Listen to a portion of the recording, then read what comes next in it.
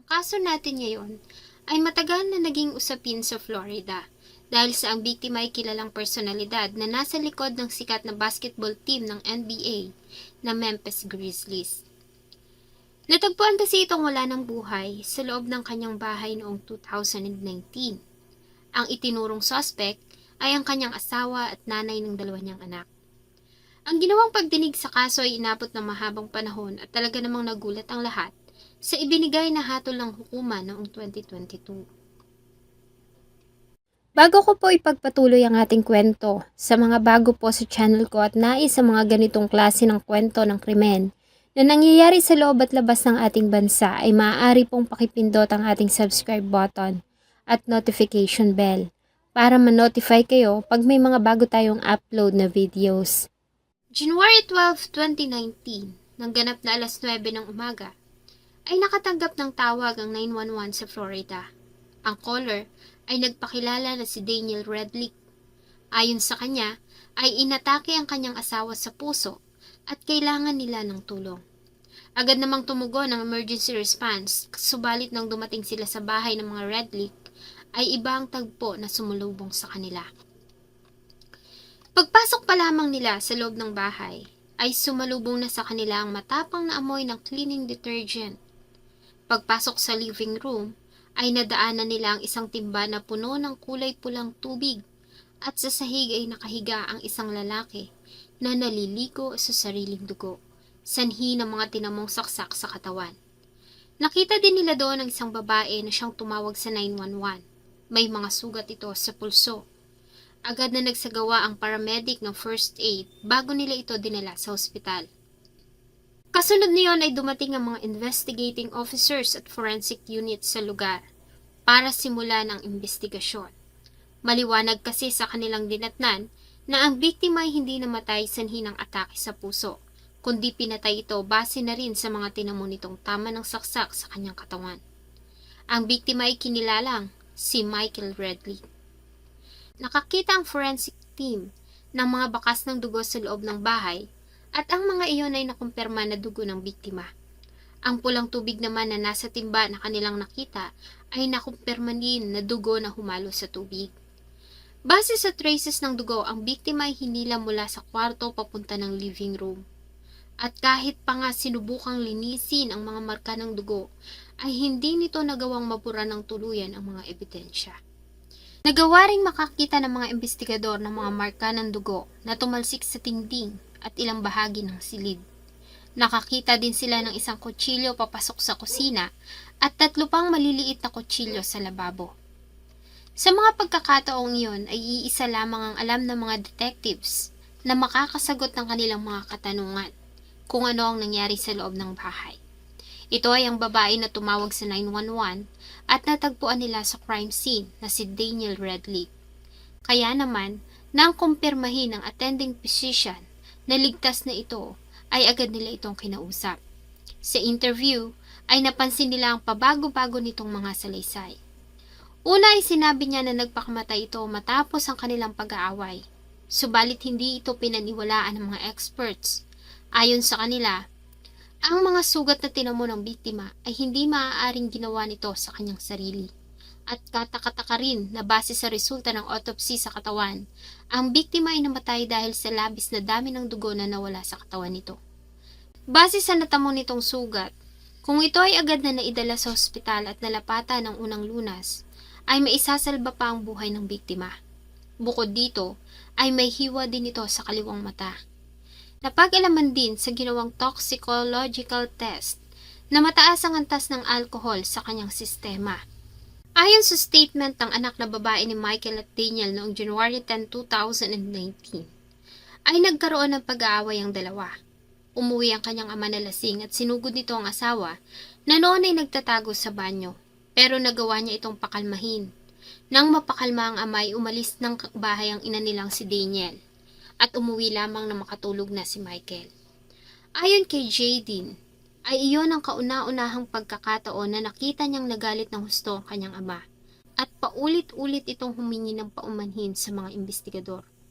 Kasunod ng paulit-ulit niyang sinasabi na mabait, mapagmahal at sobrang lambing ng kanilang ama.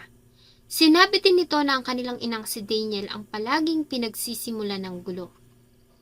Kinabukasan January 11, 2019, ay muling nagkaayos ang kanilang mga magulang at sinama pa sila ng ama na nanood ng soccer game dahil sa mahilig sila sa sports.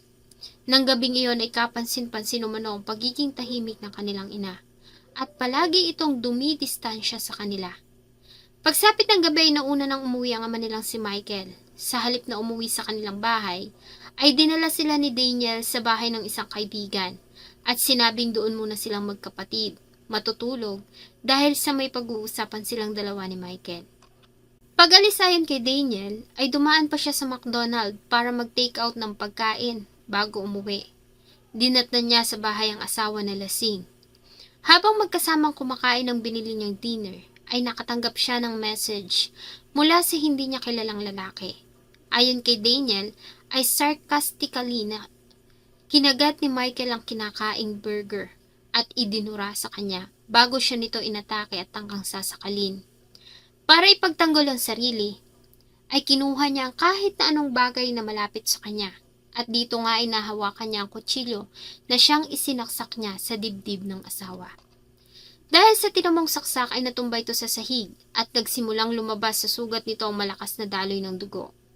Ayon kay Daniel ay tumawag siya ng emergency, subalit ibang number ang kanyang nadayan.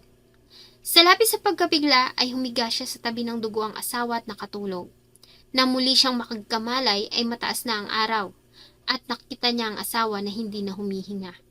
Ayon kay Daniel ay sinubukan niya pang kitilin ang sarili kaya siya may sugat sa kanyang pulso. Subalit nang hindi niya ito magawa ay tumawag siya sa 911. Tinanong din siya ng mga investigador kung bakit siya nagsinungaling sa 911. Pinaliwanag niya naman na natakot siya at nag-alala dahil baka hindi siya paniwalaan na ipinagtanggol niya lamang ang sarili. Subalit hindi nila ito pinaniwalaan dahil base pa rin sa ginawa nilang investigasyon. Ilang araw bago ang krimen ay nasangkot ito sa isang insidente ng pakikipag-away sa ilang kaibigan.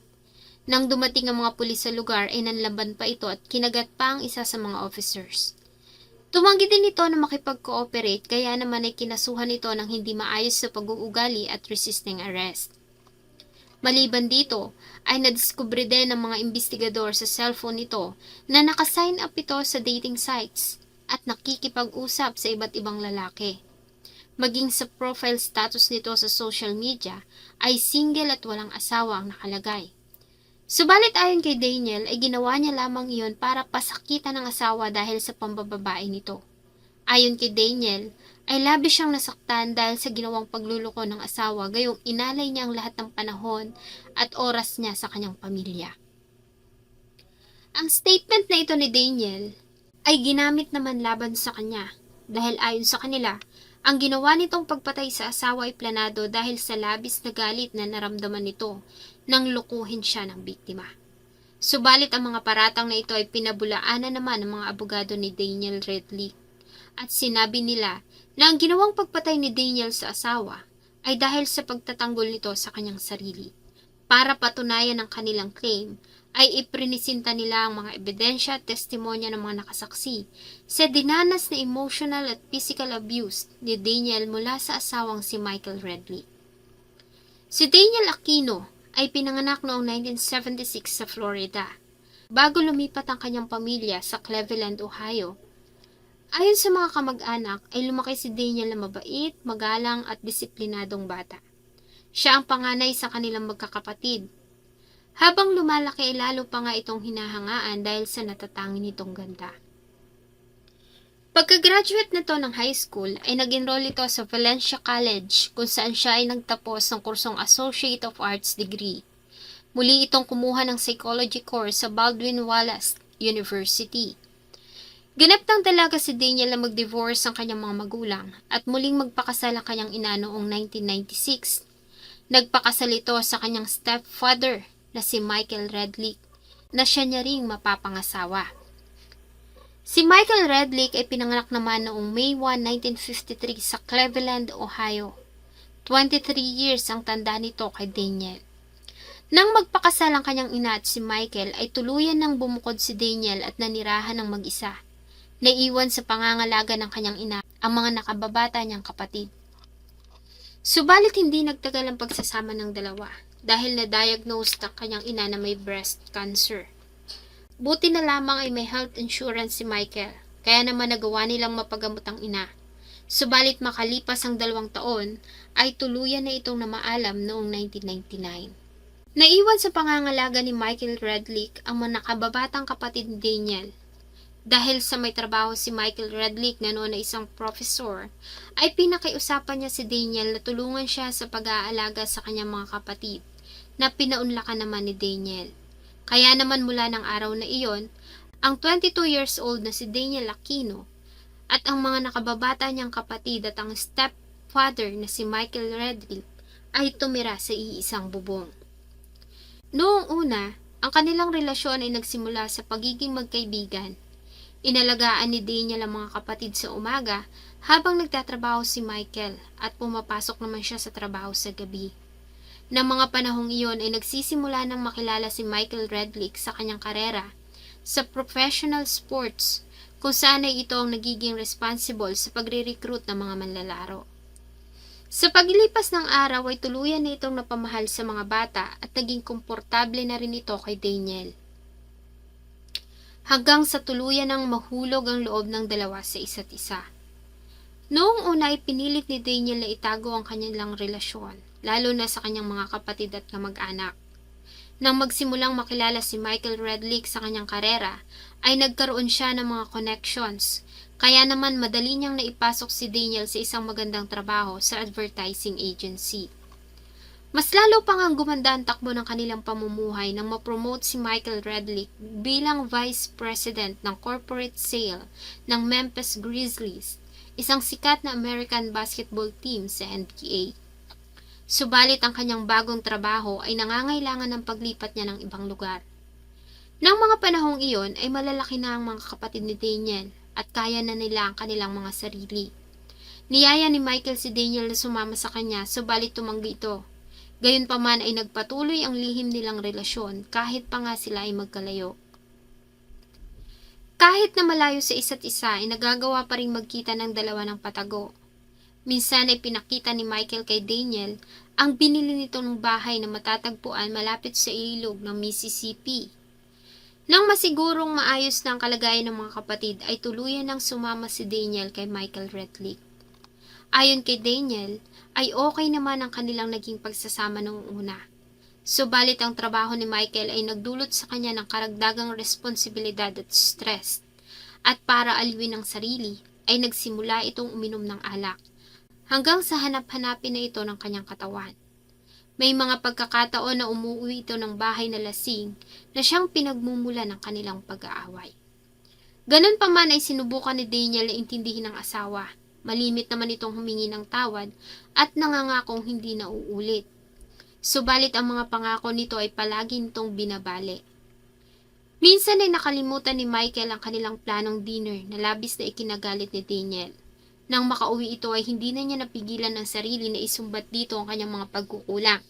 Subalit nang makalapit siya sa pintuan, ay bigla na lamang siya nitong hinawakan sa ulo at malakas na inihampas ang kanyang mukha sa pader.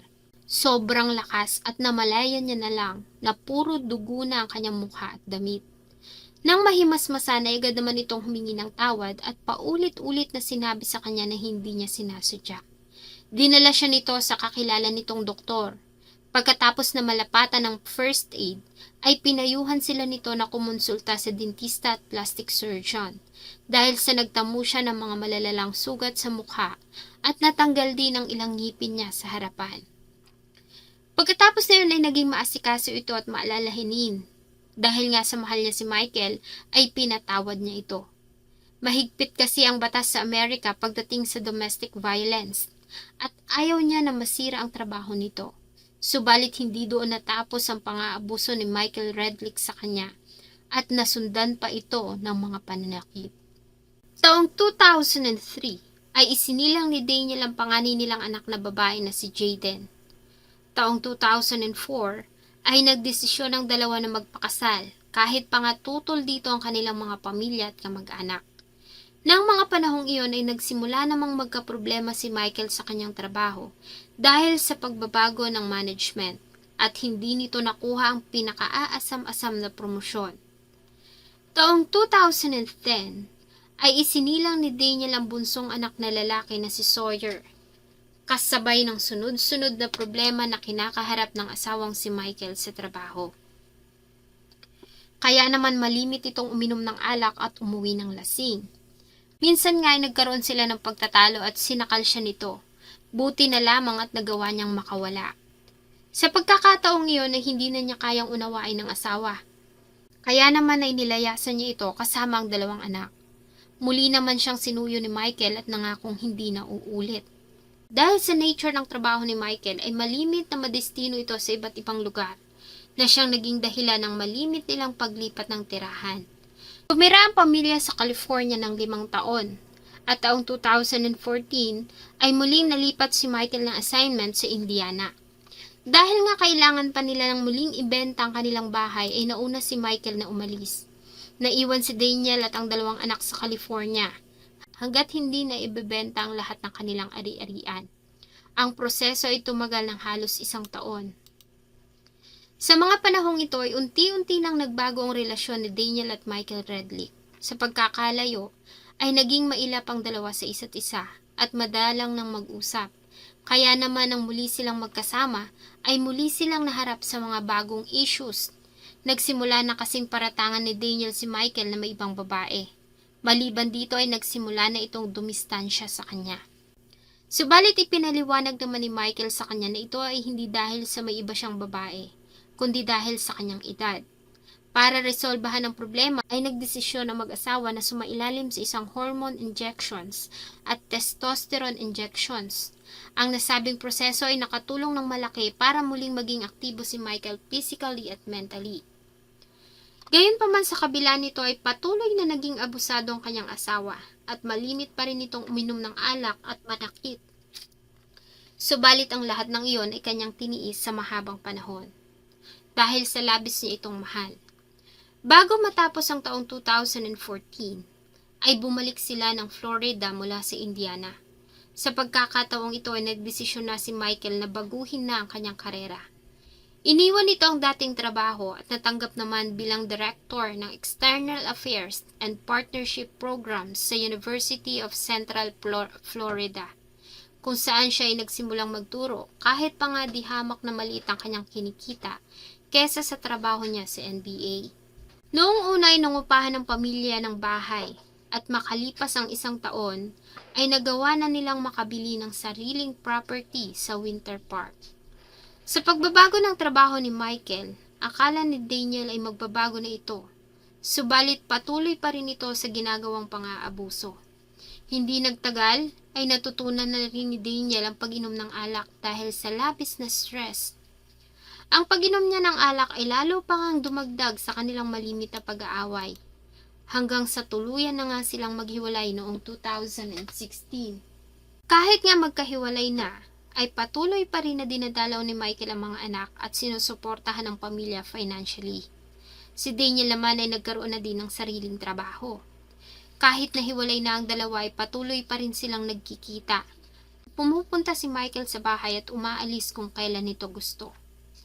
Isang araw noong October 2016 ayon kay Daniel ay nagkaroon ng isang di niya malilimutang pangyayari. Dahil sinubukan siyang sagasaan ng asawa ng sasakyan nito. Buti na lamang at nagawa niyang makatalon sa damuhan. Pagkatapos ng pangyayari ay nagtungo siya sa police station para i-report ang asawa.